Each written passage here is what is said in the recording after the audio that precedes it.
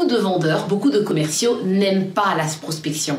En général, la prospection peut susciter beaucoup de peur, beaucoup de crainte, finalement de l'appréhension. Je vais voir avec vous une démarche qui vous permettra de structurer finalement votre prospection, suivant que vous voulez la faire de manière plutôt physique ou encore de manière plutôt digitale ou virtuelle. En prospection physique, nous allons identifier deux manières de pouvoir faire la prospection. Soit via le canal direct, c'est-à-dire c'est vous-même qui allez dans la démarche de rencontrer les clients, ou via le canal indirect, c'est-à-dire vous nouez des partenariats, vous nouez des collaborations finalement avec des intermédiaires ou des personnes qui ont des services complémentaires aux vôtres pour qu'ils puissent vous recommander. Ne négligez pas ce canal parce qu'il a été démontré qu'en général, un client est encore plus enclin à vous faire confiance lorsque vous êtes recommandé par un tiers. Voyons à présent, au niveau digital, comment on peut faire la prospection. Au niveau digital, on va se poser toute une série de questions pour faire une bonne prospection. Tout d'abord, où se trouve ma cible ? En fonction du réseau sur lequel active votre cible, ou vos cibles finalement, vous devrez faire un choix si vous décidez d'être présent plutôt dans un ou dans plusieurs réseaux.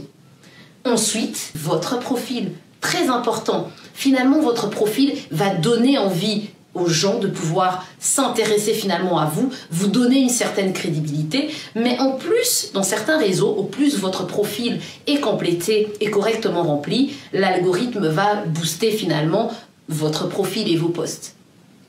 Troisième élément, quel type de contenu vais-je finalement mettre en avant, vais-je publier ?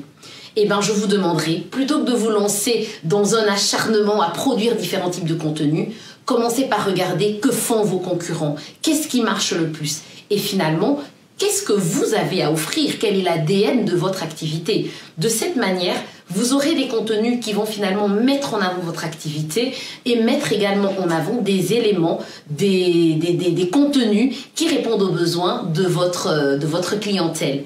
N'oubliez pas que ce soit en prospection physique ou en prospection virtuelle, on a affaire à de l'humain. Donc, montrez-leur que vous vous intéressez à eux avant de leur montrer que vous vous intéressez au business qu'ils peuvent vous apporter. Dans votre manière de communiquer, mettez en avant l'humain et nous verrons que c'est là qu'intervient d'un point de vue digital le storytelling qui sera une clé importante pour percer.